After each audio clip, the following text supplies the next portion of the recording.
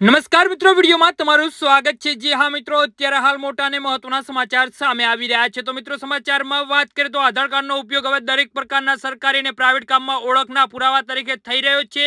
કોઈ સરકારી ડોક્યુમેન્ટ બનાવવાનું હોય કે બેંકમાં ખાતું ખોલાવવાનું હોય કે પછી નવી નોકરીના ડોક્યુમેન્ટ આપવાના હોય, આધાર કાર્ડ દરેક જગ્યાએ માંગવામાં આવે છે। આ 12 આંકડાનું યુનિક આઈડેન્ટિટી નંબર છે, જેનાથી વ્યક્તિની ઓળખ સૂચિત થાય છે।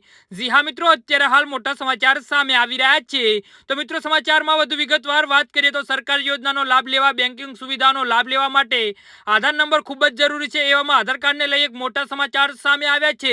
આધાર કાર્ડને લઈ એક નવો નિયમ આગામી નવેમ્બર મહિનામાં લાગુ થઈ રહ્યો છે। તેનાથી દરેક આધાર કાર્ડ ધારકોને ઘણો ફાયદો થશે। CNBC આવકના રિપોર્ટ મુજબ નવેમ્બર મહિનાથી તમારા આધાર કાર્ડમાં કોઈ પણ પ્રકારનું અપડેટ કરાવવા માટે આધાર કેન્દ્ર પર જવું નહીં પડે। જી હા મિત્રો, અત્યારે હાલ મોટા સમાચાર સામે આવી રહ્યા છે। નવો નિયમ લાગુ થયા બાદ તમે ઘરે બેઠા જ આધાર કાર્ડ અપડેટ કરી શકો છો। આનાથી સૌથી મોટો ફાયદો એ થશે કે તમારે આધાર કાર્ડ અપડેટ કરાવવા માટે આધાર કેન્દ્ર નહીં જવું પડે અને લાઈનોમાં ઊભું નહીં રહેવું પડે। જી હા મિત્રો, અત્યારે હાલ મોટા સમાચાર સામે આવી રહ્યા છે।